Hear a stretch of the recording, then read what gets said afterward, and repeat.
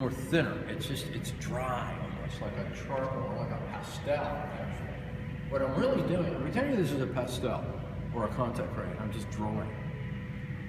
Okay, and it just happens to be wet, but it's not like solid wet.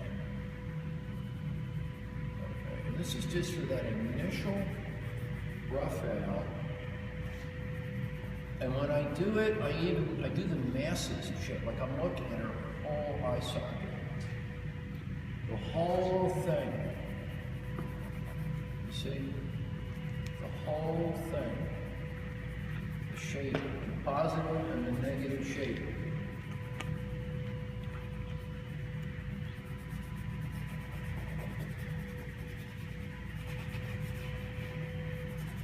And what I'm doing here, the French used to call an ébauche. E-B-A-U-C-H-E. Which is really just another way of saying a wash. Okay.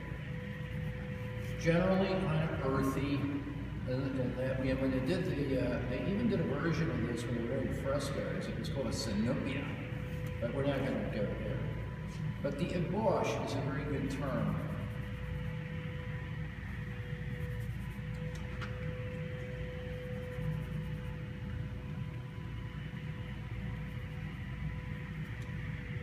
Into that, I'll paint the eyes later. I will insert them, so to speak. You see what I mean?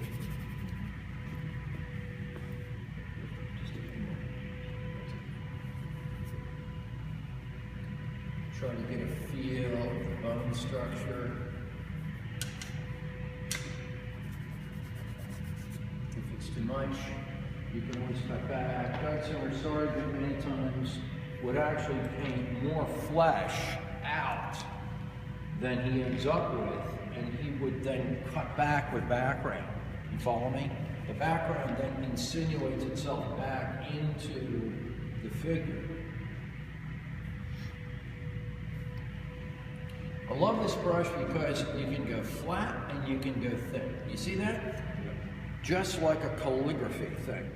Thin on the upstroke, thick on the down, and you can keep maneuvering it. In the old days, like the really old days, most brushes were round, by the way. They didn't have brights or flats.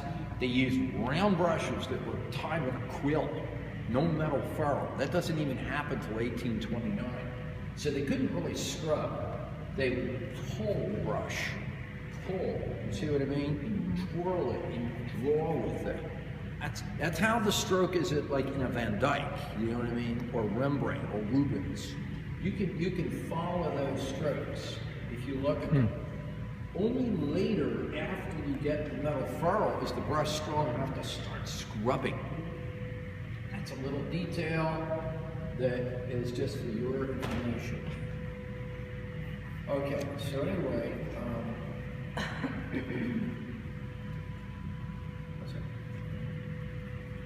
this is just a little indication of where the eyes are going to be, but not like too specific.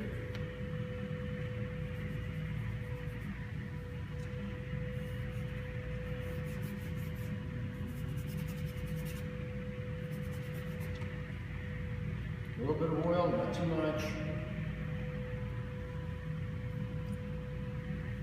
This shoulder is higher than that one, so I don't want to screw that up too much.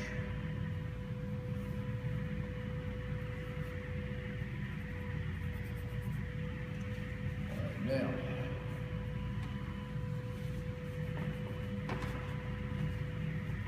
tell me when you need to separate. Huh? Okay.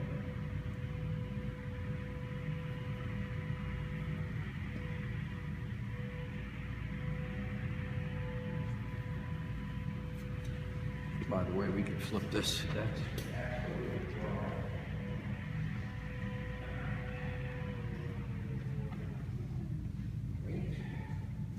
Okay, so now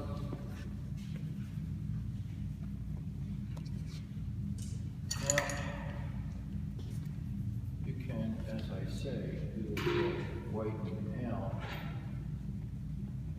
If I wanted to, I could conceivably take a little thinner and put it in where her eye is going to be, like the hood of the eye, and clean that out. I could. It's not really a very good thing. What I did there, but I could do it. White some of it. And if I don't like the position of the eye, which I don't, I'll move it up a little bit. So you have to be willing to do that too, and just simply redraw it.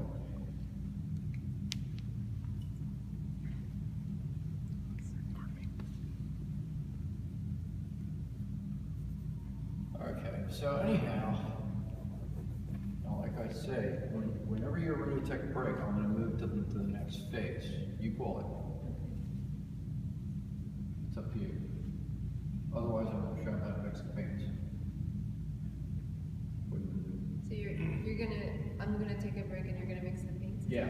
Okay. Well, no, I'm going to mix the paints with you there, but it's critical. So if No, I'm you want good. to take a break, take it. I think I can sustain. What is up to you? I'm fine. Do you have tape? Do you have tape to tape her? No, I'll tell you what I do have here. Something better. This is what we're using, this stuff. Except when I peeled it, it didn't. It's not coming off as good as it should. Here, we're marking this. We're marking that. This we can mark dark, but you could put the yellow too, because nobody else is using yellow. I'm the only one using it, and that's why I'm using it. Otherwise, we're going to get so confused. It's pathetic. Marker now? Yeah. You can, yeah, sure. The second she gets out, whoops. That's what's going to happen. So you call it what you want to do. Okay. So we'll take a